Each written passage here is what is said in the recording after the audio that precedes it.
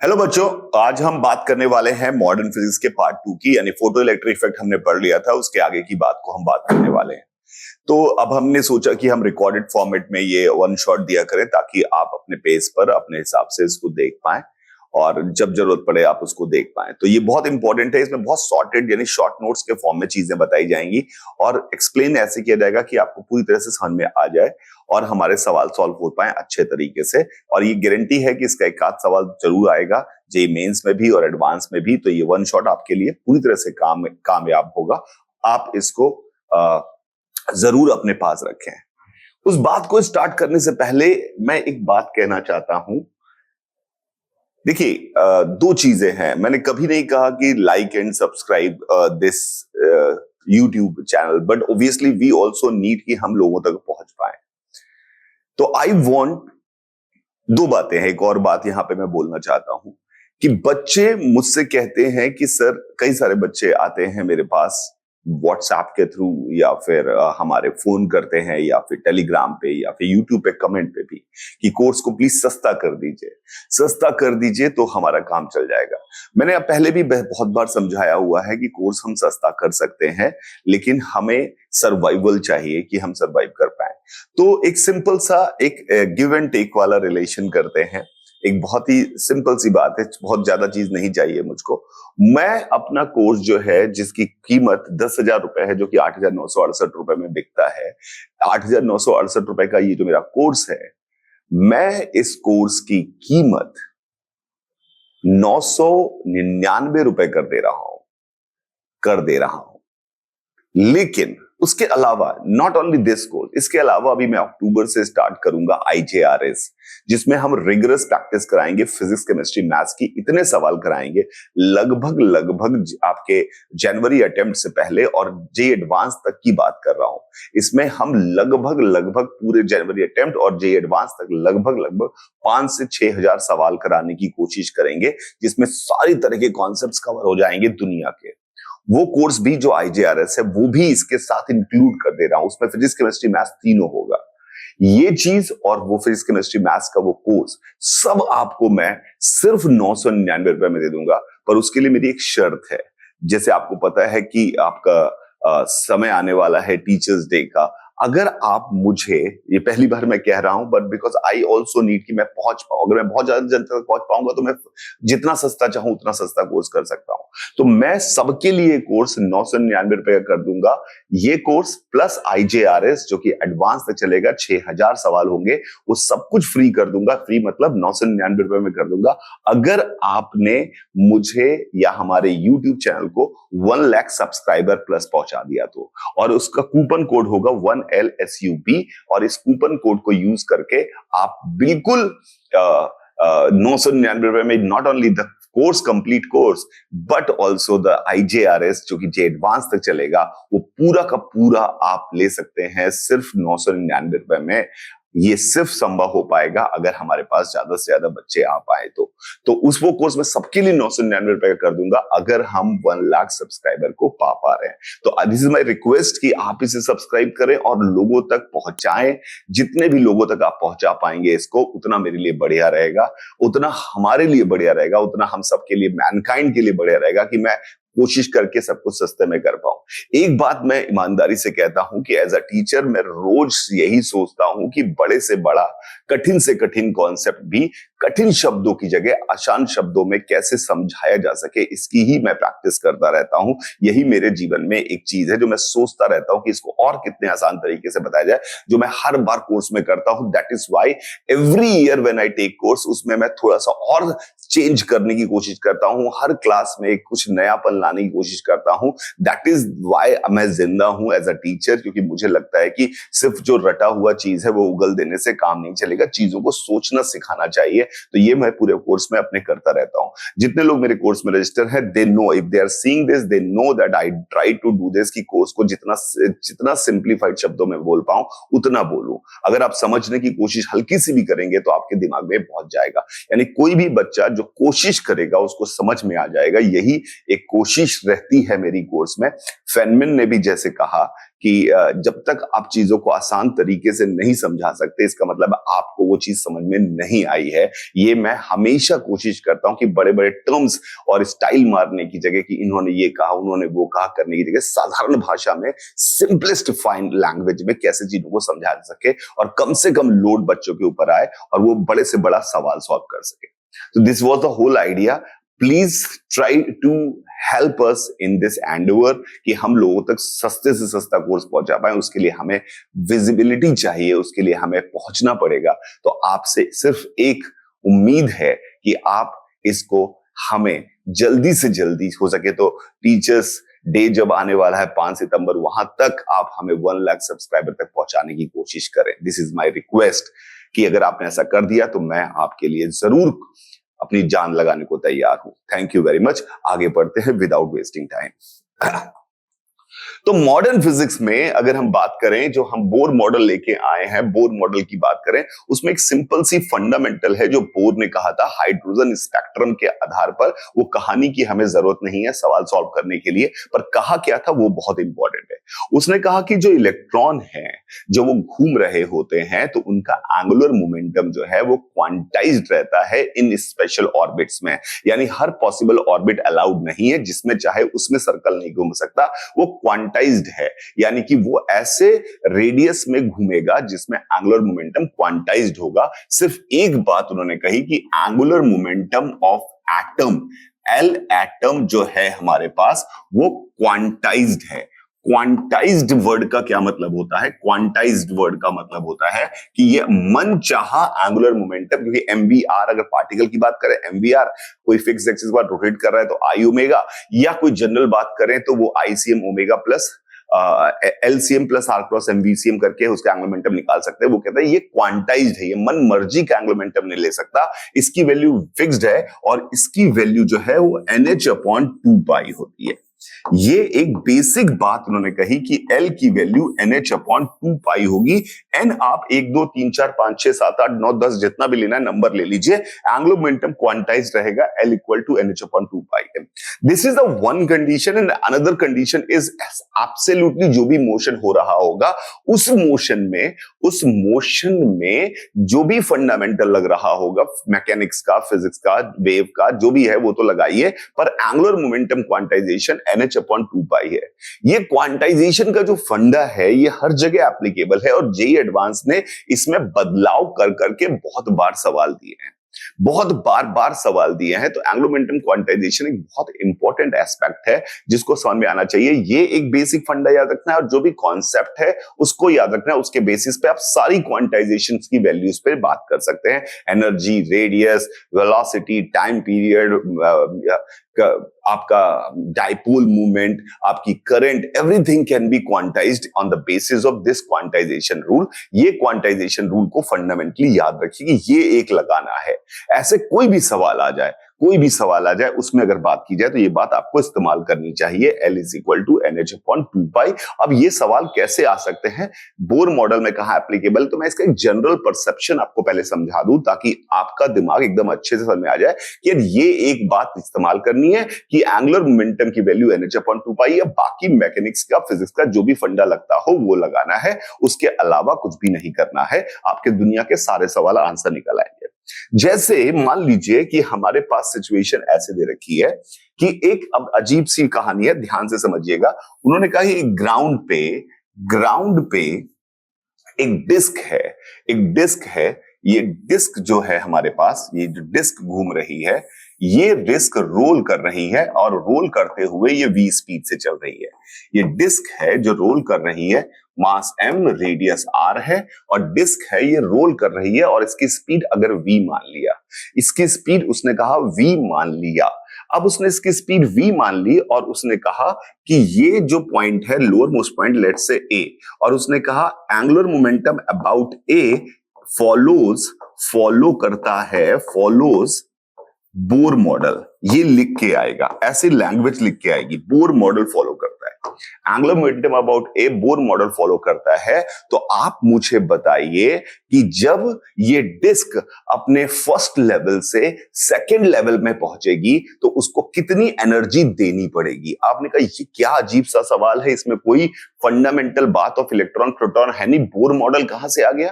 तो Bohr model सिर्फ इतना याद रखिए कि एंगुलर मोमेंटम क्वांटाइज्ड है, इट इज NH/2π। तो अब अगर आप ये v स्पीड से घूम रहा है तो डेफिनेटली आपके पता है कि इसके पास रोलिंग हो रही है, तो इसके पास v/r होगा। और अगर हम ए पॉइंट के अबाउट एंगुलर मोमेंटम लिखने की कोशिश करें तो ए पॉइंट के अबाउट एंगुलर मोमेंटम लिखें तो आप दो तरीके से लिख सकते हैं। या तो आपको पता है कि ए पॉइंट जो है वो IAOR है, यानी कि इंस्टेंटेनियस एक्सिस ऑफ रोटेशन, आप सीधे I ओमेगा लिख सकते हैं, या फिर ICM omega plus R cross MVCM लिख सकते हैं। तो मैं सीधे अगर इसकी बात करूं तो इसका एंगुलर मोमेंटम जो निकल के आएगा 3/2 mr स्क्वायर, 3/2 mr स्क्वायर ए पॉइंट के अबाउट एंगुलर मोमेंटम लिखने की कोशिश कर रहा हूं इंटू v/r, यानी LA की वैल्यू जो हमारे पास आ गई वो आ गई 3/2 mvr, 3/2 mvr। अब एंगुलर मोमेंटम की वैल्यू जैसे ही 3/2 mvr हमारे पास आई तो हमने क्या कहा कि ये कुछ भी नहीं हो सकता, m तो फिक्स्ड है, m को बदल नहीं सकते, r को बदल नहीं सकते, रेडियस बदल नहीं सकती, सिर्फ v बदला जा सकता है। यानी अलग अलग v पर इसका एंगुलर मोमेंटम अलग अलग होगा। तो अगर अलग अलग v पर इसका एंगुलर मोमेंटम अलग अलग होगा तो इस पर्टिकुलर सवाल में इसने बोला है कि ये बोर मॉडल फॉलो करता है, तो इसका मतलब है v हम मन मर्जी का नहीं चूज कर सकते, हमें v ऐसा चूज करना चाहिए ताकि ये क्वांटाइजेशन के रूल को फॉलो करे। तो हमने क्या कहा कि 3/2 mvr की वैल्यू जो हमारे पास आ रही है it is equal to NH/2π। तो this is the condition you got, 3/2 mvr equal to NH/2π। अब इसमें सवाल कैसे कैसे पूछे जा सकते हैं देखिएगा। अब इसने कहा कि इसकी फर्स्ट क्वांटम स्टेट से सेकंड क्वांटम स्टेट में अगर जा रहा है तो कितनी एनर्जी रिक्वायर्ड है। तो आपको पता है कि हमारे डिस्क के पास जो एनर्जी है वो सिर्फ काइनेटिक एनर्जी के फॉर्म में होगी, और काइनेटिक एनर्जी अगर मैं इसकी लिखने की कोशिश करूं तो ये हाफ I ओमेगा स्क्वायर यानी half into 3/2 mr square omega square यानी v²/r स्क्वायर के बराबर है। यानी कि हमारे पास अगर हम बात करें तो काइनेटिक एनर्जी 3/4 mv स्क्वायर है। काइनेटिक एनर्जी इसकी फॉर्मूला 3/4 mv स्क्वायर है और 3/2 mvr की वैल्यू NH/2π है। इस इक्वेशन से आप डेफिनेटली निकाल सकते हैं कि v की क्या वैल्यू होगी। v की वैल्यू आपने निकालने की कोशिश की तो v की वैल्यू हमारे पास जो निकल के आ रही है, अगर आप ध्यान से देखें तो वो हमारे पास आ जाएगी, 2 से 2 कट जाएगा, तो v की वैल्यू हमारे पास आ जाएगी NH/m/r। v की वैल्यू अगर हमारे पास इतनी आ गई तो काइनेटिक एनर्जी जो इसके पास ओनली काइनेटिक एनर्जी है विच इज 3/4 mv स्क्वायर, तो काइनेटिक एनर्जी की वैल्यू अगर मैं निकालने की कोशिश करूं तो इसकी काइनेटिक एनर्जी का फॉर्मूला जो है, जो कि सिर्फ ओनली एनर्जी इसके पास है, वो आ जाएगी 3/4 m v स्क्वायर की जगह हमने लिखा n square h square upon m square pi square r square. ये हमारे पास इसकी वैल्यू काइनेटिक एनर्जी की आ जाएगी। अब उसने कहा कि फर्स्ट क्वांटम स्टेट से सेकंड क्वांटम स्टेट में जा रहा है, तो आप n की वैल्यू 1 रखकर काइनेटिक एनर्जी का फर्स्ट क्वांटम स्टेट का काइनेटिक एनर्जी निकाल सकते हैं, और n की वैल्यू 2 रखकर आप सेकंड स्टेट में इसकी एनर्जी निकाल सकते हैं। तो जो इनका डिफरेंस आएगा वो इनका क्वांटम एनर्जी का डिफरेंस हो जाएगा, वही उनकी एनर्जी का वैल्यूज आ जाएगा। तो जो वेरी वेरी इंपॉर्टेंट फंडामेंटल जो आपको समझ में आना चाहिए कि दिस इज हाउ की फर्स्ट एनर्जी स्टेट से सेकेंड एनर्जी स्टेट में जाने को में इसमें कितनी एनर्जी देनी पड़ेगी वो आप निकाल सकते हैं। ऐसे 50 सवाल पूछे जा सकते हैं यहां पर, जो आपको समझ में आएगा कि जो v से डिपेंडेंट है, v पे v क्वांटाइज्ड हो गया। अगर v क्वांटाइज्ड हो गया तो everything which is related to v become quantized. This is a fundamental of Bohr quantization. Bohr quantization का बेसिक फंडामेंटल यही है, और जेई एडवांस या जेई मेंस इसमें अगर अच्छा सवाल बनना चाहेगा तो किसी भी स्टेट में कह देगा कि बोर मॉडल फॉलो करता है और आपको सवाल सॉल्व करना होगा और we can get the answer. तो this is a basic fundamental idea of quantization का रूल। इसमें आप कई तरह से सवाल पूछ सकता है कि वो बोलेगा कि काइनेटिक एनर्जी इसको फर्स्ट क्वांटम स्टेट से सेकंड क्वांटम स्टेट में पहुंचाने के लिए, फर्स्ट क्वांटम स्टेट से सेकंड क्वांटम स्टेट में पहुंचाने के लिए हमें कितना एंगुलर इंपल्स देना पड़ेगा, कितना लीनियर इंपल्स देना पड़ेगा। तो आप इसका पहले एंगुलर मोमेंटम निकालिए, बाद में एंगुलर मोमेंटम निकालिए, और जो एंगुलर इंपल्स पूछ रहा है तो चेंज इन एंगुलर मोमेंटम जो भी आएगा वो आपका एंगुलर इंपल्स हो जाएगा। अगर पूछे लीनियर इंपल्स कितना देना पड़ेगा, तो पहले मोमेंटम निकालिए, बाद में मोमेंटम निकालिए, फर्स्ट स्टेट में, सेकंड स्टेट में, और उसके बाद अपना काम कर लीजिए। तो this is how they can ask you any damn question in, and they will make the simple ruling problem as a quantization problem. तो this is the basic fundamental of quantization. Bohr quantization का basic fundamental यही है जो आपको समझ में आना चाहिए। अब हमारे रियल लाइफ में, यानी कि बोर के असली मॉडल में अगर हम बात करें तो क्या हो रहा था जो हमारे सिलेबस में है, उसमें वो उन्होंने कहा कि जो हमारा न्यूक्लियस है, पहली बात एक बात याद रखिएगा, बोर मॉडल सिर्फ हाइड्रोजन लाइक एटम के लिए सही है। हाइड्रोजन लाइक एटम का मतलब ये हुआ कि बोर का मॉडल जब लगाएंगे तो उसमें जिस भी एटम पे लगाएंगे उसमें एक ही इलेक्ट्रॉन होना चाहिए, एक ही इलेक्ट्रॉन होना चाहिए। ऐसा हमारे पास है हाइड्रोजन एटम है, ऐसा हमारे पास He का He प्लस है। He में आपको पता है कि 2 इलेक्ट्रॉन होते हैं हीलियम के एटम में, तो एक इलेक्ट्रॉन निकाल देंगे तो वो हाइड्रोजन लाइक एटम बन जाएगा। या Li2 प्लस है, ये Li2 प्लस हमारे पास हम बात करें तो ये Li प्लस प्लस हमारे पास है, ये भी हमारे लिए बोर मॉडल फॉलो करेगा। तो बोर मॉडल जो भी फॉलो कर रहा है उसमें सिर्फ एक रूल हमने बता दिया कि ये क्वांटाइजेशन को फॉलो करता है और कुछ भी नहीं। तो इलेक्ट्रॉन जो है वो मन मर्जी की ऑर्बिट में नहीं घूम सकता, ऐसी ऑर्बिट में घूमेगा जिसमें क्वांटाइजेशन का रूल फॉलो हो रहा है। तो क्वांटाइजेशन का रूल फॉलो हो रहा है तो हमारे पास अगर Z प्रोटॉन है ये न्यूक्लियस के अंदर और उसके चारों तरफ घूमता हुआ एक इलेक्ट्रॉन है, लेट्स से इसकी रेडियस r है, तो पहला हमें पता है कि अगर ये सर्कल में घूम रहा है तो मैकेनिक्स का इस्तेमाल, सर्कल में घूम रहा है तो नीडेड सेंट्रीपिटल फोर्स जो चाहिए होगा वो हमारे पास सीधे सीधे हमारे पास हम लिख सकते हैं mv²/r। जो रिक्वायरमेंट है वो हमें kZe into E by r² के बराबर होगा। ये एक पहला फिजिक्स का रूल है, काइनेमेटिक्स का रूल है, मैकेनिक्स का रूल है जो हमने इस्तेमाल किया। साथ में हमें क्या करना है, एंगुलर मोमेंटम क्वांटाइज, और उससे हमने लिखा mvr इक्वल टू nh/2π। इससे आप दुनिया के सारे सवाल सॉल्व कर सकते हैं। हर चीज क्वांटाइज हो जाएगी इसके हिसाब से हर चीज क्वांटाइज हो जाएगी, क्योंकि v भी क्वांटाइज्ड हो गया, r भी क्वांटाइज्ड हो गया। अगर आप ये 2 इक्वेशन देखें, मास ऑफ इलेक्ट्रॉन तो बदल नहीं सकते, या तो इलेक्ट्रॉन का चार्ज बदल नहीं सकते, तो इसमें 2 अननोन्स है, दोनों की वैल्यू n के टर्म में आएगी। n के टर्म में आने का मतलब है they can not have any damn value, they are very choosy in assuming this. अब इसी सवाल में जे कैसे कैसे खतरनाक काम करेगा, ये वाला रिलेशन तो बोर क्वांटाइजेशन का लगेगा ही लगेगा।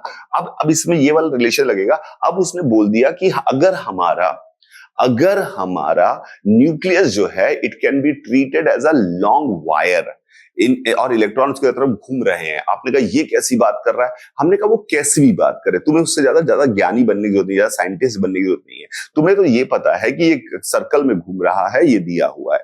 तो अगर आपको सर्कल में दिया हुआ है तो आपको पता है कि अगर ये हमारा इनफाइनाइट वायर की तरह काम करेगा और इसकी इलेक्ट्रिक फील्ड हमारे पास जो भी आएगी वो आएगी C/R टाइप की। इलेक्ट्रिक फील्ड जो आएगी, अगर वो इनफाइनाइट वायर की तरह काम कर रहा है तो इलेक्ट्रिक फील्ड C/R टाइप की आएगी। तो हमारे इलेक्ट्रॉन पे लगने वाला फोर्स जो हो जाएगा वो EC/R हो जाएगा, EC/R हो जाएगा। और इसको आपने mv²/r के बराबर किया तो इक्वेशन ये आ गई। तो in place of this equation will come out. And sometimes they can give you कि भैया हम इस तरह के सवाल देता है, वो कहता है कि हमारा जो प्रोटॉन है उसके कारण जो पोटेंशियल फैलता है, जो न्यूक्लियस है उसके कारण पोटेंशियल जो फैलता है, उस पोटेंशियल का फॉर्मूला जो हमारे पास है, let's say that formula, potential का फॉर्मूला जो हमारे पास है वो KR² टाइप का है। पोटेंशियल का फॉर्मूला KR² टाइप का है। अगर उसने बोला पोटेंशियल का फॉर्मूला KR² टाइप का पोटेंशियल का फॉर्मूला फैल रहा है, आपने कहा आप करिए आप इसके हिसाब से, तो पोटेंशियल का फॉर्मूला मिल गया KR² के हिसाब से। तो आपने क्या कहा, इससे इलेक्ट्रिक फील्ड निकालने की कोशिश की, तो electric field is -del V/del R। तो इलेक्ट्रिक फील्ड का मैग्नीट्यूड 2KR आ गया। माइनस का मतलब है वो अट्रैक्टिव है, जो होना भी चाहिए था। इलेक्ट्रिक फील्ड हमारे पास ऐसी आ गई, electric field 2KR R cap आ गई, -del V/del R करा, तो इलेक्ट्रिक फील्ड का फॉर्मूला आ गया। अब इस इलेक्ट्रिक फील्ड के फॉर्मूले से हमारे पास हम सवाल लगा सकते हैं। इस इलेक्ट्रिक फील्ड के फॉर्मूले से हम अपने पास सवाल लगा सकते हैं कि क्या है, उसने क्या करेंगे, फोर्स जो निकालेंगे वैसे बी की value C minus K R square देनी चाहिए। रीजन इसका ये है कि अगर B equal to K R square दे दिया तो गड़बड़ हो जाएगी, it has to be decreasing if it is a positive charge. तो C minus K R square है तो इसकी वैल्यू 2 प्लस 2 के आर ही आ गई, क्योंकि इलेक्ट्रॉन पे फोर्स निकालना है। अब हमारे इलेक्ट्रॉन पे फोर्स जो हो जाएगा वो हो जाएगा E इंटू 2 के आर, E इंटू 2 के आर, और इसको हमने mv स्क्वायर बाई आर के बराबर कर दिया, और एक इक्वेशन ये आ गई जो कि इसका रिप्लेसमेंट थी, जो कि उसका रिप्लेसमेंट था, और दूसरी equation mvr equal to NH upon 2 pi. अब सवाल सॉल्व कर लेंगे। So this kind of questions, if this kind of question will come, this will definitely change, this will definitely make a difference between different kind of students। अलग-अलग बच्चों में अलग-अलग तरह के दिखाई दे जाएगा कि ये बच्चे को फंडामेंटली चीजें क्लियर हैं कि नहीं क्लियर है। दूसरा, इसमें एक और कहानी कर सकता है, इसमें इसको भी बदल सकते हैं क्या सर इस बोर मॉडल में? हाँ, इसको भी बदल सकता है। वो अगर उसने मुझसे कह दिया कि हमारा जो इलेक्ट्रॉन है उसकी जगह, जो हमारा जेट प्रोटॉन्स यहां पर थे, हमारा जो इलेक्ट्रॉन है, इलेक्ट्रॉन की जगह कोई दूसरा पार्टिकल हमने कंसीडर किया हुआ है। मैंने कहा फिर, और उसका मास, उसने कहा कि मास ऑफ इलेक्ट्रॉन जो भी हमारे पास E है वो half of mass of nucleus के बराबर है, या half of mass of proton के बराबर है, और हाइड्रोजन की ही बात करें यानी एक ही प्रोटॉन है सिंप्लीफाइड मॉडल के लिए। जब हमने ऐसा कहा तो अब हमने कहा एंगुलर मोमेंटम क्वांटाइजेशन अब क्या लिखेंगे, तो अब याद रखिएगा, अब हमारा प्रोटॉन भी घूम रहा होगा, इलेक्ट्रॉन भी घूम रहा होगा about their common centre of mass. तो कॉमन सेंटर ऑफ मास के अबाउट ये अगर ओमेगा से घूमता हुआ आपको दिखाई दिया, तो आप यहां पर इसमें इक्वेशन जो लिखेंगे एंगुलर मोमेंटम की, वो एंगुलर मोमेंटम की इक्वेशन लिखेंगे। आपको पता होना चाहिए म्यू आर स्क्वायर मतलब m into M by two into upon m plus M by two, ये हमारे पास रिड्यूस मास हो गया, इंटू आर स्क्वायर, आर इनके बीच का सेपरेशन हो गया, ये इसका मोमेंट ऑफ इनर्शिया बन जाता है। तो इसका मतलब है इस केस में म्यू आर स्क्वायर की वैल्यू NH अपॉन 2 पाई है, mu R square into omega की वैल्यू NH अपॉन 2 पाई है। तो इससे आपके पास बोर मॉडल भी बदल गया। बोर मॉडल अगर आपका बदल गया, अब उसके पास आपने दूसरी इक्वेशन लिखी, सर्कल में घूम रहा है, तो जो फोर्स है इनके बीच का, यानी इनके बीच का फोर्स है के E square divide by R square, ये फोर्स है, ये हमारे पास क्या देगा, ये हमें m इंटू एम आर, किसी मास, इस इलेक्ट्रॉन की बात करनी है तो मास ऑफ 2 इलेक्ट्रॉन, और इसकी ये डिस्टेंस, अगर ये डिस्टेंस की वैल्यू निकालेंगे तो ये आएगी 2r/3, तो 2r/3 into 2r/3 into omega square. तो ये हमारे पास दो इक्वेशन मिल जाएंगी। फिर से इन दो इक्वेशन को सॉल्व करके आप किसी का भी रिलेशन पूछे वो निकाल सकते हैं। तो this is how the fundamental thing, I mean Bohr model का आत्मा यहां पे समझ में आ गई। अब आ गई ये स्टैंडर्ड बोर मॉडल है, उसके हिसाब से क्या होगा, वो सवाल भी आते हैं, पर कम से कम बोर मॉडल की आत्मा आपको समझ में आ जाएगी तो आपके लिए चीजें सॉल्व करना बहुत आसान हो जाएगा। तो ये बोर मॉडल की आत्मा आपको समझ में आ गई कि ऐसे फंडामेंटली इस्तेमाल किया जाता है बोर मॉडल। अब हमारा जो स्टैंडर्ड बोर मॉडल है जिसकी हम बात कर रहे थे, स्टैंडर्ड बोर मॉडल, उसमें हमें पता है कि इक्वेशन है mvr equal to NH upon 2 pi, NH upon 2 pi पहली इक्वेशन है, और दूसरी इक्वेशन हमारे पास है mv square by R is equal to KZE square ZE into E by R square. इनकी मदद से स्टैंडर्ड रिजल्ट आते हैं, वो याद होने चाहिए। वो याद कैसे होने चाहिए, इसमें क्या कहता है, रेडियस जो है वो मनचाही नहीं हो सकती, it is n square by Z R not. Radius की वैल्यू n के ऊपर डिपेंड करेगी। R नॉट क्या है, जो भी R नॉट है, जो भी n स्क्वायर बाई Z करके बगल में नॉट करके लिखेंगे, इस चीज का नाम हमेशा सब्सक्रिप्ट, इसका सब्सक्रिप्ट मतलब एडजेक्टिव इसका बोर होता है। तो ये रेडियस ऑफ ऑर्बिट है तो इस कॉल्ड बोर रेडियस, और इसका मतलब होता है हाइड्रोजन के फर्स्ट ऑर्बिट की रेडियस। अब ऑब्वियसली कॉमन सेंस हमें आएगा, n की वैल्यू 1 डाल दे, z की वैल्यू 1 डाल दे, तो r equal to r not हो जाएगा, यानी हाइड्रोजन के ऑर्बिट की फर्स्ट रेडियस, इसे बोर रेडियस कहते हैं। तो ये r का फॉर्मूला बन गया। v वेलोसिटी का फॉर्मूला हमें जो याद रखना है, तो वो वेलोसिटी का फॉर्मूला हमारे पास याद रखना है, वो है z by n v not. Z by N V not हमारे पास वेलोसिटी का फॉर्मूला है। काइनेटिक एनर्जी का फॉर्मूला हमें याद रखना है, वो हमारे पास है 13.6, वो उसकी वैल्यू याद रखनी है, Z square by N square into electron volt. ये इलेक्ट्रॉन वोल्ट काइनेटिक एनर्जी की बात करें। पोटेंशियल एनर्जी का फॉर्मूला जो याद रखना है वो हमारे पास है -27.2 Z square by N square electron volt plus C। 99% ये C जो है रेफरेंस वैल्यू वो जीरो होती है, तो पोटेंशियल एनर्जी का formula -27.2 Z square by N square ही आता है। और टोटल एनर्जी का फॉर्मूला हमें याद रखना है, टोटल एनर्जी का फॉर्मूला हमारे पास जो होता है वो हो गया -13.6 Z square by N square plus C। 99.9 जब तक वो चेंज ना बोले तब तक इस C की वैल्यू को जीरो लेना है, पर कई बार चेंज बोल देता है। वो कहता है अगर मैंने माना कि हाइड्रोजन के थर्ड ऑर्बिट की पोटेंशियल एनर्जी जीरो है, हाइड्रोजन के थर्ड ऑर्बिट की पोटेंशियल एनर्जी जीरो है, तो Li2+ के फोर्थ ऑर्बिट की टोटल एनर्जी बताइए। तो इससे आप क्या करेंगे, C की वैल्यू निकालेंगे। जब नहीं तो C की वैल्यू नहीं निकालेंगे, C की वैल्यू नहीं निकालेंगे तो सवाल सॉल्व नहीं हो पाएगा।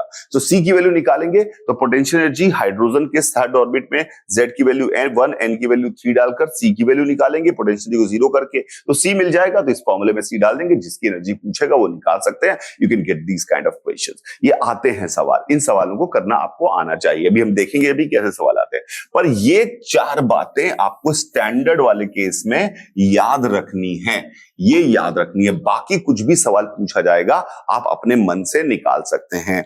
जैसे सवाल आपसे पूछा गया कि फॉर एग्जांपल कि हाइड्रोजन बोर मॉडल के हिसाब से effective current dipole movement mu, magnetic dipole movement mu, magnetic field at nucleus because of charge, magnetic field at center, moment of inertia, time period, frequency, इन सब का आप निकाल के दिखाइए। एन पे डिपेंडेंस निकाल के दिखाइए, या तो सीधे बोलेगा एन पे डिपेंडेंस निकाल के दिखाइए, या बोलेगा कि इसके थर्ड ऑर्बिट के सेकंड और थर्ड ऑर्बिट के में इसकी वैल्यू बताइए। तो बी, जैसे एक एग्जांपल कर लेता हूं, बी एंड मैग्नेटिक फील्ड निकालते हैं। मैग्नेटिक फील्ड जो हम निकालते हैं, हमें पता है कि सेंटर पर मैग्नेटिक फील्ड हो गई μ0I/2r। μ0I/2r मैग्नेटिक फील्ड होती है because of a current carry loop. और आई की वैल्यू अगर हम बात करें तो आई की वैल्यू हो गई हमारे पास E बाई टाइम पीरियड, और टाइम पीरियड की वैल्यू हमारे पास हो गई E अपॉन टाइम पीरियड की वैल्यू हो गई 2πr/v। तो I की वैल्यू इतनी हो गई। तो मैग्नेटिक फील्ड का फॉर्मूला क्या बन गया, μ0/2 तो कांस्टेंट ही है, μ0/2 बाहर ले लिया। I की जगह क्या लिखा, इलेक्ट्रॉन का चार्ज इंटू उसकी वेलोसिटी अपॉन 2πr यहां लिखा, और यहां पे 2r ऑलरेडी था, तो ये हमारे पास आ गया 2 तो मैं लिख चुका हूं, तो 2πr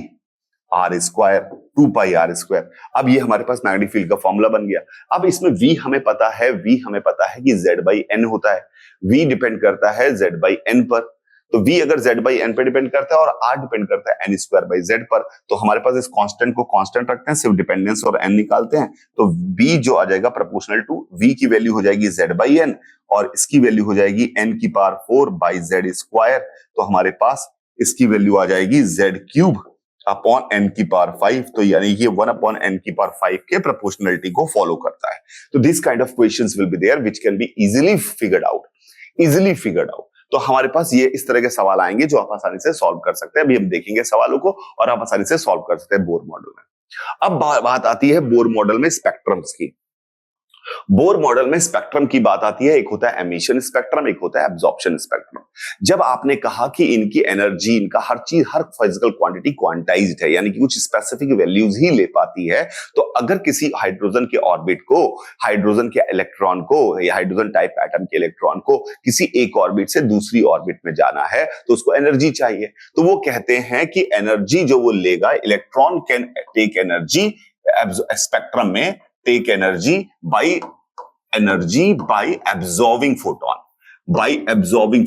एब्जॉर्ब करेगा फोटोन को, तो ये एनर्जी ले सकता है। एब्जॉर्बिंग फोटोन को एब्जॉर्ब करके ये एनर्जी ले सकता है। फोटोन को एब्जॉर्ब करके एनर्जी ले सकता है। तो और उसने कहा एक और रूल है इसमें।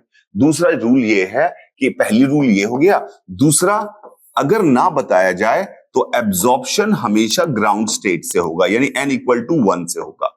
Absorption will take place from ground state, will take place from ground state. Ground state मतलब from n equal to 1, from n equal to 1, यानी n इक्वल टू 1 पे इलेक्ट्रॉन नॉर्मली घूम रहा है और जब भी उसको किसी हायर ऑर्बिट में जाना है तो जो भी डिफरेंस है उसके बराबर के फोटोन को एब्जॉर्ब कर लेगा। तो जो ये फोटोन एब्जॉर्ब करेगा तो n इक्वल टू 1 से अगर n इक्वल टू n तक जाना है उसको, तो उसको कितनी एनर्जी चाहिए होगी? उसको एनर्जी चाहिए होगी, उसके पहले एनर्जी थी -13.6 z square by n square, तो उसको एनर्जी चाहिए होगी 13.6 z square 1 minus 1 by n square. तो this is the energy required. Energy required इतनी हो गई एब्जॉर्ब ऊपर जाने के लिए। अब एनर्जी रिक्वायर्ड अगर इतनी हो गई तो वो कहां से मिलेगी? वो फोटोन से मिलेगी। तो अब जब हमने इस पे फोटोन की बॉम्बार्डिंग की, व्हाइट फोटॉन्स वाले भेजे, व्हाइट जब वो बोलता है उसका मतलब होता है हर कलर आ रहा है, तो हर तरह के हर वेवलेंथ के फोटोन आ रहे हैं। तो अगर हमने जब व्हाइट कलर के फोटोन्स इस पे भेजे तो इसमें क्या हुआ कि वो जो इस को सेटिस्फाई कर रहे होंगे वो एब्जॉर्ब हो जाएंगे, जो इस इक्वेशन को, जो इसको सेटिस्फाई नहीं कर रहे होंगे वो एब्जॉर्ब नहीं होंगे। तो जब हम सब व्हाइट लाइट इस पे भेजते हैं, व्हाइट मतलब सारे फोटॉन्स पे भेजते हैं, तो हम जब बाहर निकलते हैं इससे तो हम देखते हैं उनमें से कुछ फोटॉन्स जो हैं वो गायब हो गए। कुछ फोटॉन्स गायब हो गए तो हमें क्या दिखाई देता है? अगर हम यहां पर देखने की कोशिश करिएगा, अगर हमने यहां पर भेजा, एक ग्राफ खींच रहा हूं मैं, एक ग्राफ खींचने की कोशिश कर रहा हूं, एक ग्राफ खींचने की कोशिश कर रहा हूं, एक ग्राफ खींचने की कोशिश कर रहा हूं, प्लीज ध्यान से देखिएगा। ये ग्राफ जो हमारे पास है, ये ग्राफ हमने खींचने की कोशिश की। ये ग्राफ है। आपने कहा ये ग्राफ है? हमने कहा हाँ रुक तो जा भाई, ये ग्राफ है। आपने कहा कैसा ग्राफ है? मैंने कहा मान ले ये जो ग्राफ है ये हमें दिया हुआ है, इधर की तरफ दी हुई है वेवलेंथ और इधर की तरफ दिया हुआ स्पेक्ट्रल एमिसिव इंटेंसिटी, यानी वो पर्टिकुलर वेवलेंथ कितनी आ रही है। तो ये हमने सबको बराबर सारी हर तरह की वेवलेंथ हमने भेजी यहां से आता है। अब इनमें जब ये हमने भेजा, ये इनपुट हुआ, ये इनपुट हुआ। अब ये जब इनपुट हुआ हमारे पास, तो अब अगर हमारे पास ये इनपुट आ गया और ये इनपुट हमारे पास आ गया और इस इनपुट को अगर हम यहां पर, ये क्या हो रहा है? चलो ठीक है, अंडू करता हूं। ये इनपुट हमारे पास है, इस इनपुट को जब हमने उससे गुजारा तो हमारे पास आउटपुट क्या आएगा? आउटपुट ये आएगा कि हमारे सारे फोटॉन्स जो भेजे थे वो तो निकल आएंगे, पर जो पिछली वाली इक्वेशन को सेटिस्फाई कर रहे होंगे, कुछ स्पेसिफिक वैल्यूज, वो सारे एब्जॉर्ब हो गए होंगे। अगर वो सारे एब्जॉर्ब हो गए होंगे तो आउटपुट जब हमारे पास बात कर रहे होंगे, तो आउटपुट में हमारे पास जब आ रहा होगा आउटपुट, तो आउटपुट हमारे पास जो आ रहा होगा उसमें आउटपुट की बात की जाए, इनपुट तो ये हो गया, आउटपुट की बात की जाए तो उसमें कुछ पर्टिकुलर वेवलेंथ जो होंगी वो गायब हो जाएंगी। गायब होने का मतलब है वहां पर उनकी काली लाइनें दिखेगी, मतलब उनकी इंटेंसिटी जीरो है। तो ये इंटेंसिटी जीरो, तो ग्राफ में ये कुछ चीजें गायब हो गई, ये गायब हो गई, ये गायब हो गई, बाकी सब तो हैं पर ये बाकी इन सब की खाली जगह बन गई, गायब हो गई। तो गायब हो गई तो हमें कुछ पर्टिकुलर चीजें गायब होती हुई दिखाई दी, इसे हम कहते हैं एमिशन स्पेक्ट्रम। इस ग्राफ के इस रिप्रेजेंटेशन को कहते हैं एब्जॉर्प्शन स्पेक्ट्रम। एब्जॉर्ब हो गई ये पर्टिकुलर वेवलेंथ, तो ये पर्टिकुलर वेवलेंथ एब्जॉर्ब कर ली जाती है और ये एब्जॉर्प्शन स्पेक्ट्रम फॉलो करता है। कौन सी एब्जॉर्ब की जाएंगी? ओनली एब्जॉर्ब की जाएंगी ये वाली जो इसको फॉलो कर रही है। इसके अलावा जो इसको फॉलो करें, n की वैल्यू 1 से लेके इंफिनिटी तक कुछ भी डालिए। अब n की वैल्यू जब आप इंफिनिटी डालेंगे तो इसकी वैल्यू आ जाएगी 13.6 z स्क्वायर, यानी मैक्सिमम एनर्जी जो ये एब्जॉर्ब कर सकता है ऊपर जाने के लिए वो 13.6 z स्क्वायर कर सकता है। लेकिन इंटरेस्टिंग बात ये है कि ये एब्जॉर्ब करेगा या फिर anything greater than 13.6 z square दोगे तो भी एब्जॉर्ब कर लेगा। आपने कहा ये क्यों सर? मैंने कहा एक बार वो जब इन्फिनिटी पे चला गया तो ऑर्बिट के जंजाल से हट गया, ऑर्बिट के जंजाल से हट गया तो वो बन गया फ्री इलेक्ट्रॉन। और जब वो फ्री इलेक्ट्रॉन बन गया तो उसके बाद वो कितनी भी, उसमें क्वांटाइजेशन के फंडे नहीं लगते, तो उसमें वो कितनी भी एनर्जी रख सकता है। तो इसका मतलब है एक बार इन्फिनिटी के पार पहुंचा दो, फिर तो जो अमाउंट ऑफ एनर्जी दोगे वो भी ले लेगा। यानी कि मैं क्या समझा रहा हूं, फिर से एग्जाम्पल के तौर पर समझा देता हूं कि मान लीजिए आपके पास, आपने हमारे पास हाइड्रोजन एटम ही था, तो उसकी एनर्जी होगी 13.6, 1 माइनस 1/n² इसके पास भेजी। अब ये एब्जॉर्व कर सकता है, ये हमें पता है। आपने इसको 10 इलेक्ट्रॉन वोल्ट का फोटोन भेजा, 10 इलेक्ट्रॉन वोल्ट का फोटोन भेजा, तो हमने क्या किया, 10 equal to 13.6 into 1 minus 1/n² रखा। हमने देखा कि n की कोई भी इंटीग्रल वैल्यू नहीं मिल रही है, n does not belong to integers, n integral value नहीं मिल रही है, z प्लस पे डिफाइन नहीं हो रहा है, तो इसका मतलब है ये एब्जॉर्ब नहीं होगा। आपने 10.2 का भेजा, 10.2 का भेजा, तो हमने 10.2 की वैल्यू 13.6 1 माइनस 1/n² रखी, तो हमने देखा कि n की वैल्यू जब हमारे पास 2 होती है तो ये n की वैल्यू 2 के लिए सेटिस्फाई हो रहा है, यानी कि ये 10.2 वाला एब्जॉर्ब हो जाएगा, ये एब्जॉर्ब हो जाएगा, और ये डज नॉट एब्जॉर्ब है। लेकिन अगर आपने 13.6 भेजा तो वो भी एब्जॉर्ब हो जाएगा, n की वैल्यू इन्फिनिटी। अब मैं कह रहा हूं कि आप 14 भेजो, 15 भेजो, 13.8 भेजो, 13.9 भेजो, ये सारे के सारे एब्जॉर्ब हो जाएंगे, क्योंकि ये कहता है कि इससे बड़ा कोई भी भेजोगे मैं एब्जॉर्ब कर लूंगा। तो this is how it can absorb anything more than that. तो ये उसके अलावा कुछ भी एब्जॉर्ब कर सकता है, ये बात हमने सीखी। तो इसका एब्जॉर्प्शन स्पेक्ट्रम का बेसिक फंडामेंटल समझना चाहिए। अगर मान लो ये 13.6 के रेंज होती, ये वाला पॉइंट 13.6 होता, तो ये वाला पॉइंट अगर 13.6 होता, तो इसके इधर के जितने भी, इसके इधर के जितने भी पार्ट होते, वो सारे के सारे एब्जॉर्ब हो जाते, वो सारे के सारे एब्जॉर्ब हो जाते, ये सारे एब्जॉर्ब हो जाते, तो ये पूरा ब्लैक दिखाई देता, ये पूरा ब्लैक दिखाई देता, ये सारे के सारे एब्जॉर्ब हो जाते, तो ये सारे के सारे एब्जॉर्ब हो जाते यहां पर। तो हमें this is how we find absorption spectrum, हमें एब्जॉर्प्शन स्पेक्ट्रम ऐसा मिल जाता। I hope you understood absorption spectrum. अब बात आती है एमिशन स्पेक्ट्रम की। एमिशन सवाल करने से पहले एमिशन स्पेक्ट्रम की, एमिशन स्पेक्ट्रम का मतलब क्या होता है, जो हायर ऑर्बिट में जब इलेक्ट्रॉन जाता है तो वो वहां पर उसको रहना पसंद नहीं है, क्योंकि आपको पता है कि लॉ ऑफ नेचर सिर्फ एक ही है, वो ये है कि दुनिया में हर आदमी अपनी एनर्जी को कम करने की कोशिश कर रहा है। पोटेंशियल एनर्जी के लिए जनरल बात करते हैं, पर ओवरऑल एनर्जी को कम करने की कोशिश करता है, हमेशा अपनी एनर्जी को कम करके दूसरे फॉर्म में निकालने की कोशिश करता है। This is the law of nature. वैसे बहुत बड़ी बातें की जा सकती हैं, बिकॉज सारा टाइम, एंट्रोपी, फेंट्रोपी का खेल यहीं से डिफाइन होता है, but we don't have time to understand physics in a way physics must be understood. We are very focused about your examination, so we are leaving that part. हम उस part को छोड़ देते हैं। हम ये कहते हैं कि जब भी वो हायर ऑर्बिट में रहेगा तो एक लॉ ऑफ नेचर कहता है, क्यों कहता है, भाड़ में जाए, लॉ ऑफ नेचर कहता है कि हर आदमी अपनी एनर्जी को कम करने की कोशिश करता है, तो अल्टीमेटली वो हायर ऑर्बिट का इलेक्ट्रॉन नीचे आएगा, उसकी एवरेज लाइफ होती है वो माइक्रो सेकेंड के ऑर्डर की होती है, यानी कि वो बहुत कम समय हायर ऑर्बिट में रहता है, और अल्टीमेटली वो हायर ऑर्बिट से n से फाइनली वो n=1 पर गिर जाता है, n=1 पे गिर जा सकता है। वो हो सकता है डायरेक्टली गिर जाए या रुक रुक के गिरे, या हो सकता है कि बहुत बार रुक रुक के गिरे, जितने भी रास्ते में स्टेशंस हैं उनके हिसाब से रुक रुक के गिर सकता है। तो यानी कि किसी भी n=n पर एक इलेक्ट्रॉन है तो उसके पास नीचे आने के कितने तरीके हैं, एक इलेक्ट्रॉन के n=n पर है तो 1 पे आने हैं उसके कितने तरीके हैं, तो डायरेक्टली भी आ सकता है, रुक रुक के आ सकता है। तो हमें क्लियरली थोड़ी भी अगर हमें परम्यूटेशन कॉम्बिनेशन पता है तो हमें पता है कि उसके पास 2/n की पावर n-2 मेथड्स हैं किसी भी इलेक्ट्रॉन के पास नीचे आने के। अब वो कौन सा इलेक्ट्रॉन मेथड चूज करेगा वो उसकी मर्जी है,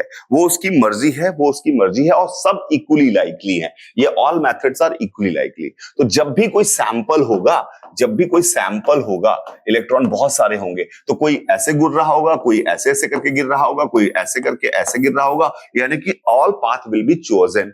अब जब all path will be chosen तो इसका मतलब है हर करस्पॉन्डिंग, जब वो लूज करेगा एनर्जी तो वो फोटोन की फॉर्म में निकलेगी, तो यानी कि ऑल पॉसिबल गैप्स के बराबर की एनर्जी निकल रही होगी। तो नंबर ऑफ डिफरेंट फोटोन जो निकल सकते होंगे उनकी संख्या n में से कोई भी 2 लाइन चूज कर लो, nc2 है, तो nc2 is the number of different type of wavelengths, number of different wavelength which can come out emission spectrum में। तो emission spectrum में number of different wavelength, कितने तरह की wavelength निकल के आएंगी, उनकी संख्या nc2 से डिसाइड की जा सकती है, और गैप क्या, कितनी वैल्यू होगी एनर्जी की, वो जो भी गैप होगा उसके बराबर गैप की वैल्यू होगी। तो गैप क्या होने वाला है, तो गैप की वैल्यू अगर हम लिखें n से m में आ रहा है तो ये गैप होगा 1/m² - n² 1/n²। तो अगर वो n से m में आ रहा है तो ये उसकी एनर्जी होगी और ये जरूर निकल रही होगी हर m के लिए 1 से लेके n तक, 1 से लेके n-1 तक ये सेटिस्फाई करेगा। इतने डिफरेंट तरह के हमारे पास वो वेवलेंथ निकल रही होंगी, हर nm सेटिस्फाई होंगे इसके लिए, n की वैल्यू जहां से जहां तक लेनी है। आई होप यहां तक की बात समझ में आई। एकदम सिंपल सी कहानी है, दैट्स इट, इतनी कहानी है, इतनी कहानी है। इसके बाद अगर हम इसके सवालों को करने की कोशिश करेंगे तो हमारे सवाल बहुत आसानी से सॉल्व हो सकते हैं। तो without wasting time let's move to the questions. हम क्वेश्चंस पे मूव करने की कोशिश करते हैं। तो इस क्वेश्चन को देखते हैं, एक एक करके क्वेश्चन देखते हैं। Energy required for the electron excitation in Li++ from the first to the third orbit. तो Li++ को फर्स्ट से थर्ड ऑर्बिट में जाइए, एनर्जी जानी है तो हमें पता है कि 13.6 Z² की वैल्यू, Z की वैल्यू 3 है तो 9 इंटू फर्स्ट ऑर्बिट से थर्ड ऑर्बिट जाना है तो यानी 1 - 1/9 यानी कि हमारे पास आ जाएगा 13.6 into 8 is the answer. 13.6 into 8 अगर हम करेंगे तो ये हमारे पास कितना आ जाएगा, 13.6 इंटू 8 तो इसकी वैल्यू हमारे पास 8648 यानी कि हमारे पास इसकी वैल्यू आ जाएगी 108.8 के आसपास आ जाएगी। यही हमारा आंसर हो जाएगा, which is a very simple question which can be solve easily.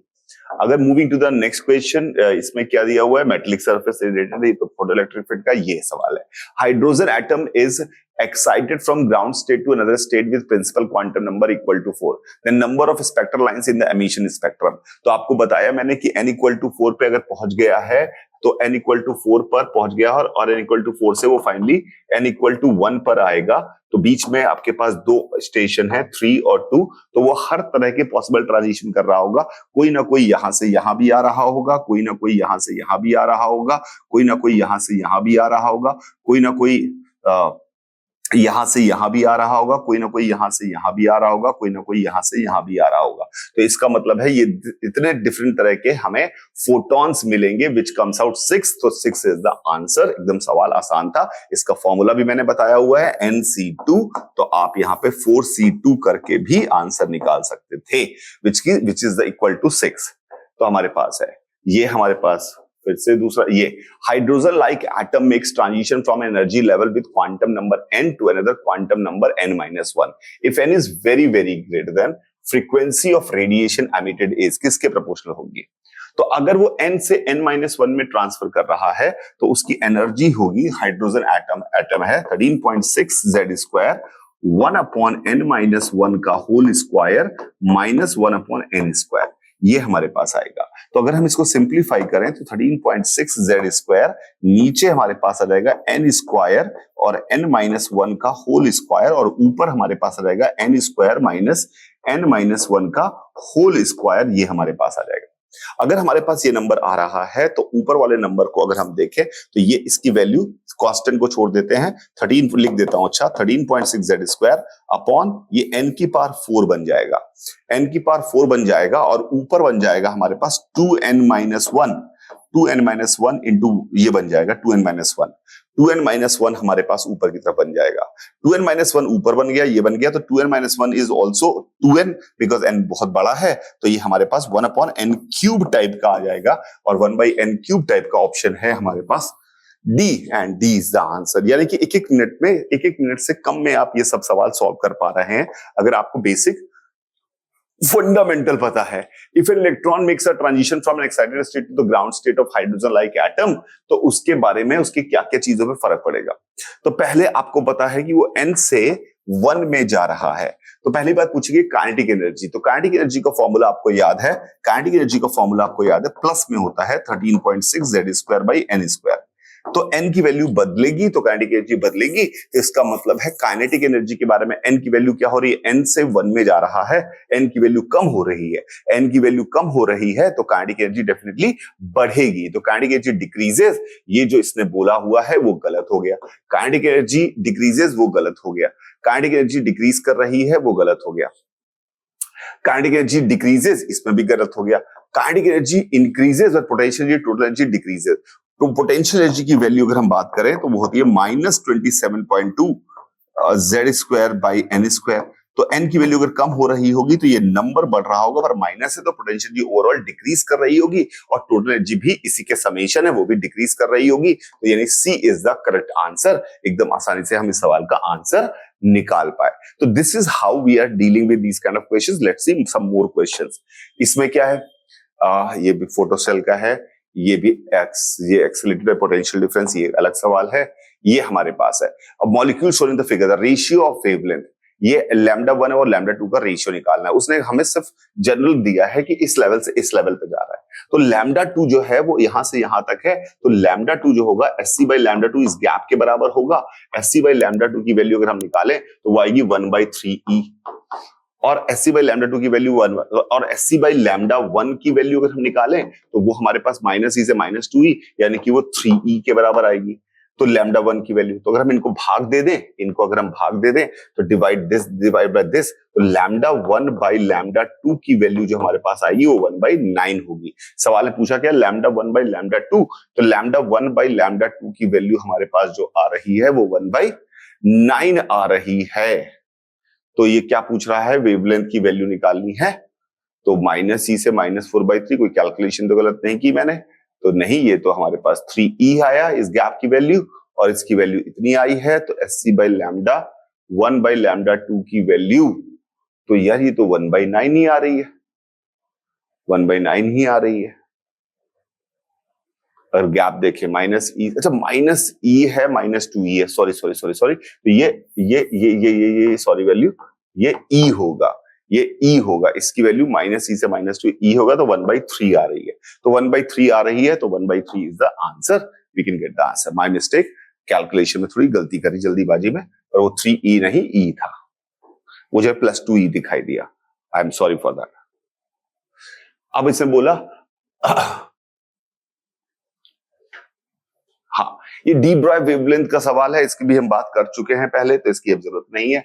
ये क्या है, in the series limit frequency of Lyman series is न्यूएल, then the series limit frequency of the Pfund series. आपको निकालना है लाइमन सीरीज में और उसकी सीरीज लिमिट क्या है।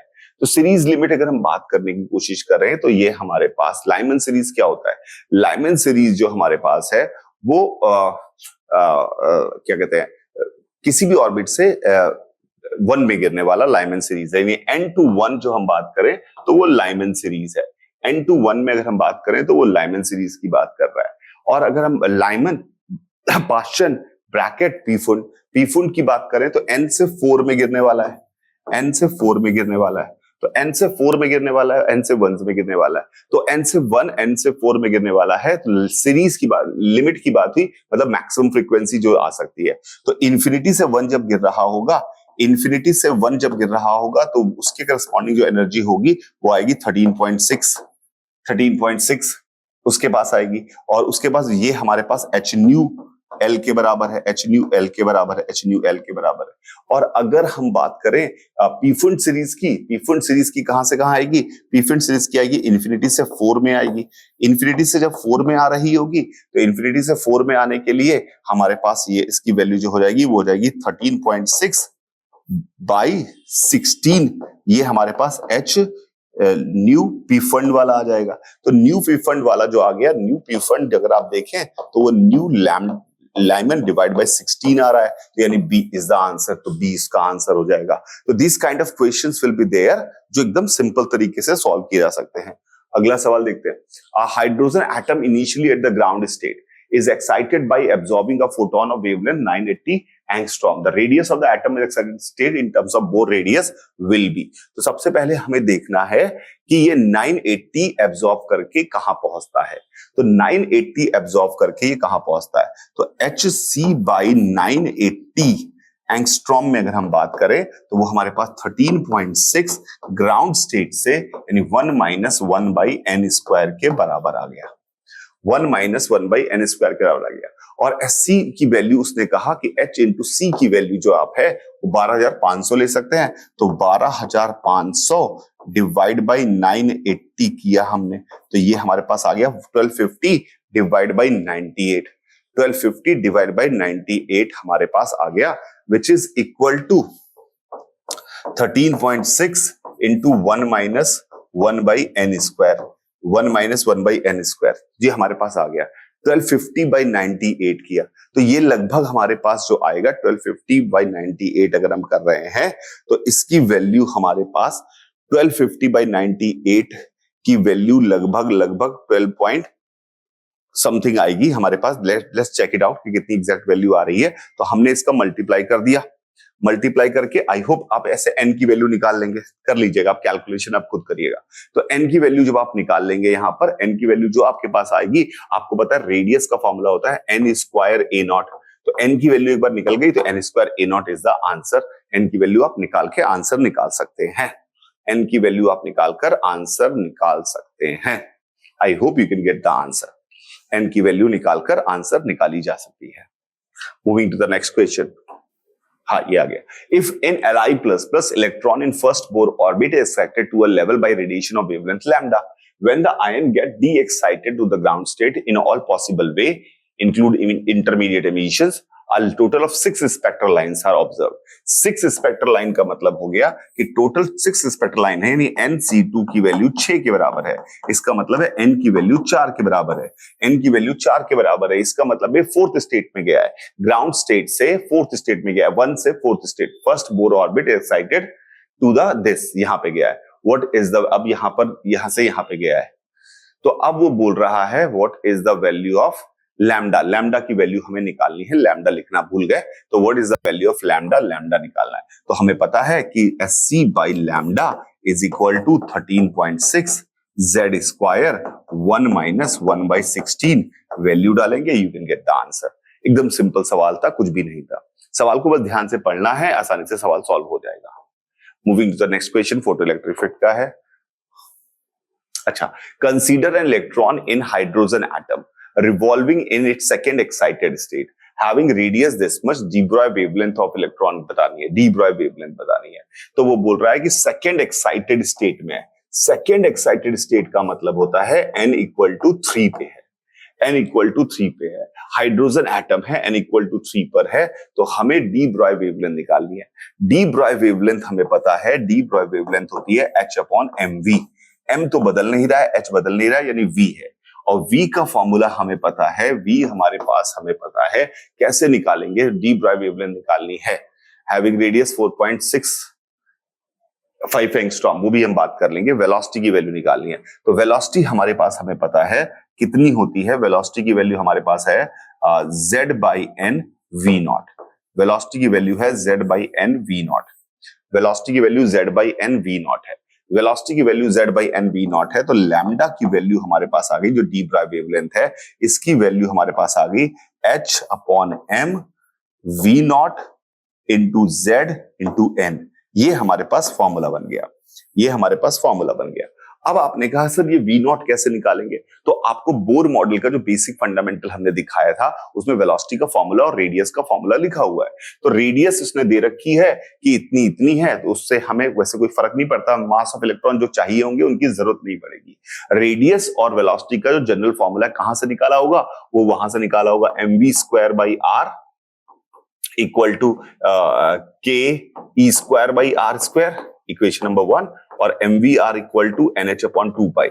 आपको याद है तो अच्छी बात है, नहीं याद है तो अब यहां से v और r में रिलेशन निकाल सकते हैं। v और r में आपका रिलेशन आ जाएगा, और v और r का रिलेशन निकल आएगा। कैसे? अगर आप देखें mvr इक्वल टू nh/2π है, तो mv की वैल्यू सीधे सीधे r यहां डालकर nh/2πr आ जाएगी। तो nh/2πr आ जाएगी, तो mv की वैल्यू ही सीधे nh/2πr आ गई, तो nh/2πr यहां डाल देंगे तो आपका काम चल जाएगा। आई hope you got the point. mv की वैल्यू, ये इक्वेशन जैसे मैंने लिखी, मुझे लगा कि मुझे सॉल्व करने की जरूरत ही नहीं पड़ी, r तो दे रखा है, तो mv की वैल्यू सीधे nh/2πr हो गई। तो हम सीधे सीधे आंसर निकाल सकते हैं, डी ब्रॉय वेवलेंथ की वैल्यू हमारे पास आ गई। अगला क्या बोल रहा है? An excited He+ ion emits 2 photons in succession with wavelength 108.5 nanometer and 30.4 nanometer in making a transition to ground state। ठीक है, He+ एटम है, 2 फोटोन सक्सेशन में निकालता है इतनी इतनी एनर्जी की, और ग्राउंड स्टेट में आता है। Quantum number n correspond to initial excited state. तो आपने देखा कि वो n पे था और वो फाइनली 1 पे आ रहा है। n पे था और वो फाइनली 1 पे आ रहा है, मैं क्वांटम नंबर n निकालना है। तो उसने 2 फोटॉन निकाले, यानी उसने टोटल एनर्जी कितनी निकाली? उसने टोटल एनर्जी निकाली Sc/λ1 प्लस Sc/λ2। ये टोटल एनर्जी निकाली उसने। अब ये टोटल एनर्जी जो इसने निकाली है, ये 4 से n से 1 का गैप है, यानी 13.6 1 माइनस 1/n² के बराबर है। इस सॉल्व करके आप n निकाल सकते हैं।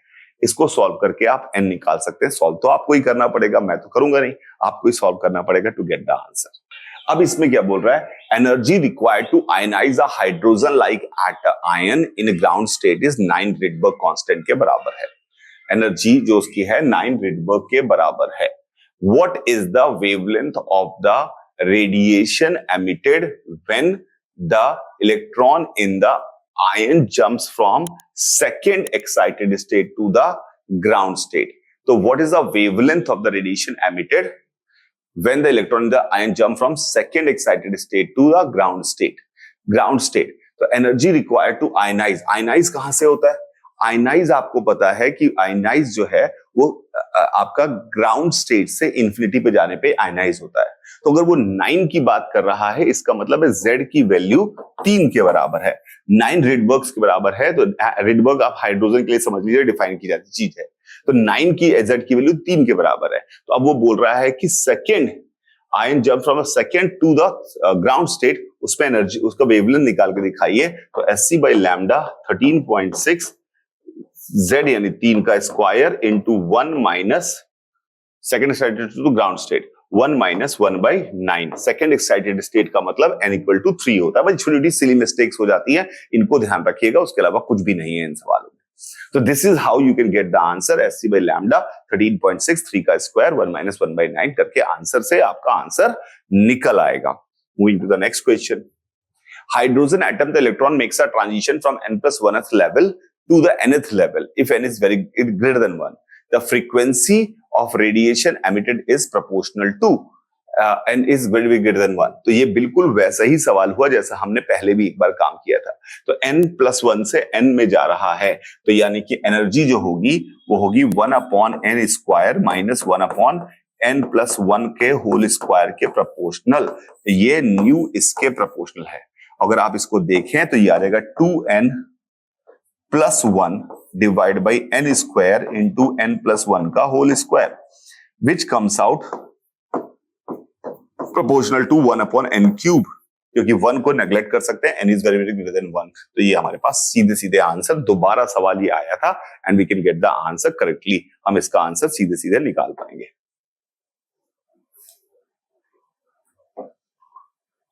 हाँ, in the line spectra of hydrogen atom, difference between largest and shortest wavelength of the Lyman series is 304 angstrom. The corresponding difference for the Paschen series is, तो लाइमन सीरीज, और देखिए ध्यान से, लाइमन सीरीज का यानी कि हमें क्या दिया हुआ है, डिफरेंस वेवलेंथ दिया हुआ है 304 एंगस्ट्रॉम। तो हमें पता है Sc/304 जो एनर्जी का डिफरेंस हुआ, एनर्जी का डिफरेंस हुआ वो कहां से कहां तक बोल रहा है?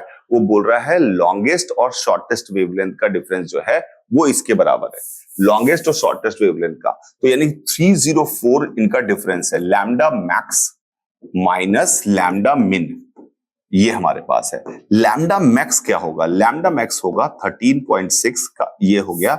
ये अगर हम बात करें तो ये रहेगा Hc/13.6, लैम्डा मैक्स की बात करें 1 माइनस 1/4 माइनस Hc/13.6 1। तो ये हमारे पास दिया हुआ है 304, इक्वेशन नंबर 1। दूसरी equation number 1 is answer which is पाश्चन series. पाश्चन series कहां से कहां होती है? पाश्चन सीरीज लाइमन बामर पाश्चन यानी इक्वल टू 3 पर। तो हमारे पास ये आ गया Hc/13.6 1/9 माइनस 1/16, 3 4 से 3 माइनस Sc/13.6 1/9। आप सीधे डिवाइड कर देंगे, you can get the answer. ये सीधे सीधे इनको डिवाइड करेंगे, आपका आंसर निकल के आ जाएगा। सवाल को बस ध्यान से जो लिखा है प्रॉपरली लिख दीजिए, you can get the answer. I hope it is very clearly visible. क्या किया मैंने, समझ में आया आपको? Sc by लैम्डा को इसके बराबर कर दिया एनर्जी के। और शॉर्टेस्ट वेवलेंथ कब होगी? जब इंफिनिटी से गिरेगा, और लॉन्गेस्ट वेवलेंथ कब होगी? जब नेबरहुड से गिरेगा। सबसे कम एनर्जी मतलब लॉन्गेस्ट वेवलेंथ, सबसे ज्यादा एनर्जी मतलब शॉर्टेस्ट वेवलेंथ।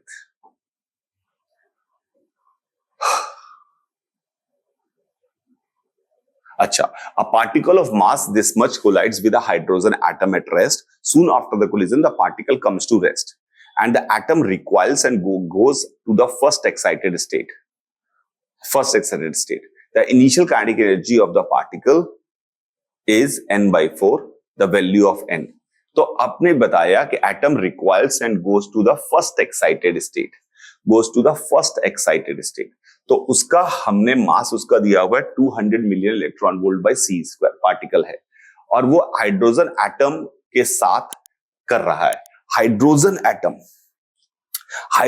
एटम का अगर हम बात करें, हाइड्रोजन एटम का मास कितना है, तो हमें पता है कि हाइड्रोजन का मास अगर हम बात करें तो इसे मास ऑफ हाइड्रोजन एटम दिया ही हुआ है 1 गीगा इलेक्ट्रॉन वोल्ट, यानी कि 1000 इलेक्ट्रॉन वोल्ट दिया हुआ है, 1000 मिलियन इलेक्ट्रॉन वोल्ट दिया हुआ है, यानी ये 1000 मिलियन इलेक्ट्रॉन वोल्ट दिया हुआ है, 1000 मिलियन इलेक्ट्रॉन वोल्ट दिया हुआ है। 1000 मिलियन इलेक्ट्रॉन वोल्ट वो 200, यानी कि जो पार्टिकल आ रहा है उसका मास अगर m है तो हाइड्रोजन का मास जो है वो 5m है। हाइड्रोजन का मास 5m है। ये काइनेटिक एनर्जी k से आ रहा है, ये काइनेटिक एनर्जी k से आ रहा है, और ये रुक जाता है, ये रुक जाता है। अगर ये रुक जाता है तो हमें पता है कि ये रुक गया तो ये वाला पार्टिकल जो है वो v/5 से जाएगा। अगर ये v से आ रहा था तो, अगर ये v से जा रहा तो v/5 से आएगा मोमेंटम कंजर्वेशन से। तो काइनेटिक एनर्जी में कितना लॉस हुआ? पहले एनर्जी थी काइनेटिक एनर्जी ½ mv², अब है kinetic energy minus ½ 5m v/5 का होल स्क्वायर। तो ये हमारे पास आ गया, अगर हम देखें ½ mv² कॉमन ले लिया, ½ mv² कॉमन ले लिया विच is the kinetic energy, ½ mv² common ले लिया तो हमारे पास ये आ गया लॉस की वैल्यू ½ mv² इनटू, अगर हम बात करें ठीक है ना, आ गया 5 1/5 4/5 काइनेटिक एनर्जी इतनी लॉस हो रही है। अब इसने बोला ये हमारे पास लॉस हो रही है, अब ये ke की वैल्यू है, ये हमारे पास ke की वैल्यू है। लॉस जो हो रहा है ke की वैल्यू, तो k इंटू 4k/5 का लॉस हुआ। 4k/5 के लॉस से वो फर्स्ट एक्साइटेड स्टेट में चला गया, फर्स्ट एक्साइटेड स्टेट में चला गया, यानी कि 13.6 इंटू 1 माइनस 1/4 के बराबर हो गई। तो 4k/5 की वैल्यू इसके बराबर हो गई, तो 4k/5 की वैल्यू इसके बराबर हो गई, तो k आप आसानी से निकाल सकते हैं। कैलकुलेशन एकदम सिंपल है, k निकल गया तो उसको n/4 के फॉर्म में लिखना है, you can get the answer, you can get the answer. ये क्या देखते हैं, पैराग्राफ आया, paragraph. In a mixture of H and He plus gas, He plus is singly ionized helium atom. H atoms are He plus ions are excited to their respective first excited state. Subsequently, H atom transfer their total excitation energy to He plus ion by collision. Assume that Bohr model of atom is exactly valid. The quantum number n of the state populated in He plus. तो यहाँ पे बहुत simple है, तो दोनों ही first excited state में थे। First excited में हाइड्रोजन भी फर्स्ट एक्साइटेड स्टेट में था, यानी कि n बराबर 2 से में था 1b, और He प्लस भी के इलेक्ट्रॉन भी अपने सेकंड n बराबर 2 पे थे, ये 1 था। ये यहां से यहां आया, हमें पता है इससे ये 10.2 की एनर्जी निकालेगा। अब ये 10.2 की एनर्जी इसने की तो He प्लस ने, तो ये आपको साफ साफ दिख रहा है कि n इक्वल टू 4 पे पहुंच जाएगा। रीजन, क्योंकि आपको ये पता है कि जो 2 से 1 का इसका गैप है उसका में वही गैप 2 से 4 का होगा, क्योंकि Z उसका डबल है, तो गैप्स आधे आधे हो, Z की वैल्यू डबल है तो गैप्स जो है वो डबल हो गए, 4 टाइम्स हो गए होंगे। नहीं समझ में आया? 1 से Z²/n² होता है फॉर्मूला, तो 2 से 1 में जो इसका गैप है, इसका 2 से 4 में गैप होगा, क्योंकि Z भी इसका डबल है। तो आपको फॉर्मूला पता है 13.6 Z² 1/1 minus 1/n² minus 1/m²।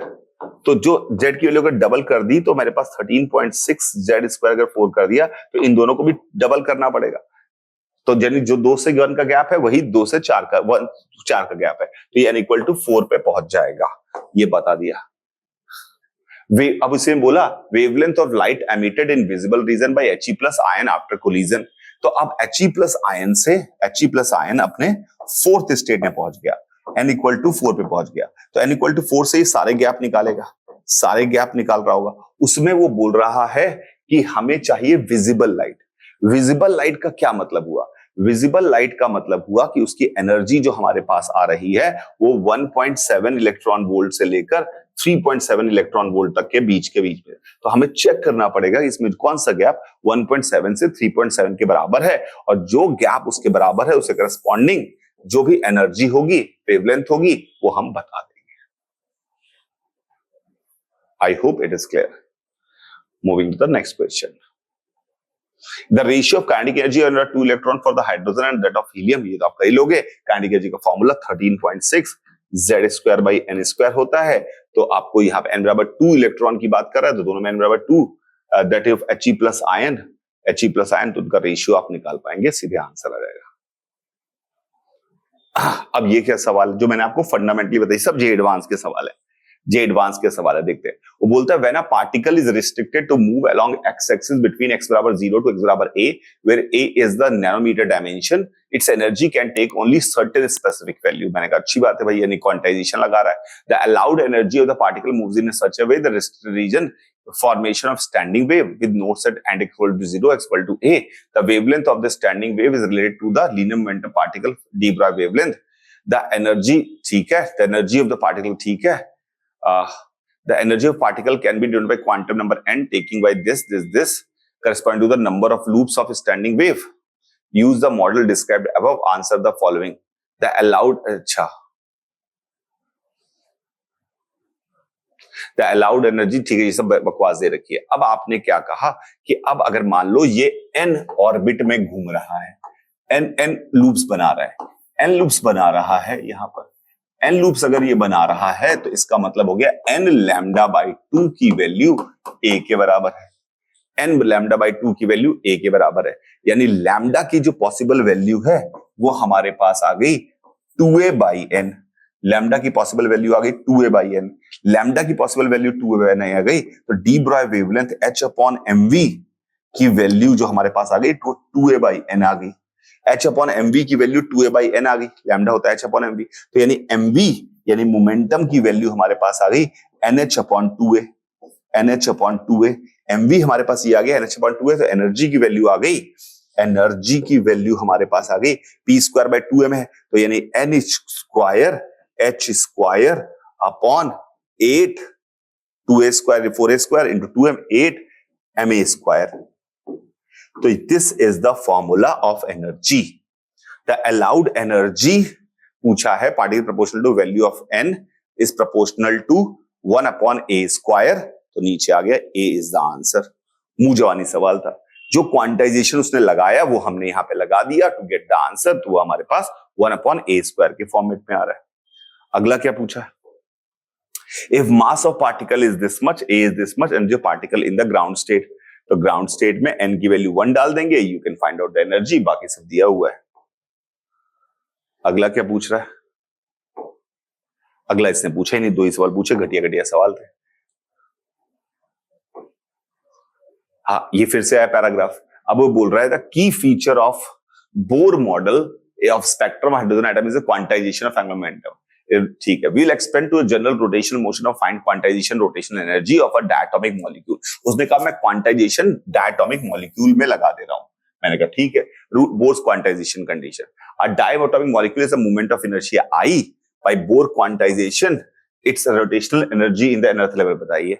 तो हमने क्या किया, उसका I अगर दिया है तो I ओमेगा की वैल्यू हमने लिख दी NH upon 2 pi, I omega की वैल्यू लिख दी NH अपॉन 2 पाई, इससे हमारे पास ओमेगा निकल गया, ओमेगा की वैल्यू आ गई NH अपॉन 2 पाई I। ये हमने बेसिक फंडामेंटल जहां सिखाया था मैंने आज, तो ओमेगा की वैल्यू इतनी आ गई, तो काइनेटिक एनर्जी की वैल्यू होती है हाफ I की जगह I omega square N square H square upon 4 pi square I square. तो हमारे पास आ गया N square H square upon 8 pi square I। तो N square H square upon 8 pi square I is the answer, which is D option, and correct answer is D। I hope आपको समझ में आ रहा होगा। अगला क्या बोला, it is found that the excitation frequency from ground to the first excited state rotation is this much, then the moment of inertia बताइए। तो एनर्जी का फॉर्मूला ये आ गया, ग्राउंड स्टेट से फर्स्ट एक्साइटेड स्टेट का जाने का मतलब हो गया कि h² / 8π² I इंटू n की वैल्यू 2 यानी कि 4 - 1 is equal to h nu. Frequency जो दे रखी है, इस इक्वेशन को सॉल्व करेंगे तो हमारे पास मोमेंट ऑफ इनर्शिया I की वैल्यू भी निकल के आ जाएगी and we can get the answer. और पूछा है if found the excitation frequency, तो कर दिया हमने। अच्छा, एक और पूछा है in CO molecule the distance between C and O is this much closest to. तो अगर हमारा मोमेंट ऑफ इनर्शिया निकल गया तो मोमेंट ऑफ इनर्शिया हमें पता है डायटोमिक मॉलिक्यूल का मोमेंट ऑफ इनर्शिया होता है μr²। तो μr² I के बराबर है। तो ये फिजिक्स का बेसिक फंडामेंटल इस्तेमाल हो गया। म्यू हमें पता है 12 और 16 दिया हुआ है, तो म्यू की वैल्यू हमें पता है होती है m1 m2 upon m1 + m2। Mu की वैल्यू हम यहां डाल देंगे, मोमेंट ऑफ इनर्शिया निकाल चुके हैं, आर निकल आएगा। So this is the whole idea about atomic structure. Atomic structure का पूरा आइडिया यही था। आई होप आपको समझ में आ गया होगा। इससे ज्यादा जानने की आपको कोई जरूरत नहीं है and you have seen that you can solve questions of JEE Mains and JEE advance easily. So I hope this is a very good thing for you. Please इसको अच्छे से पढ़ लीजिए। Thank you very much. Bye रहेगा सभी को। Enjoy your life.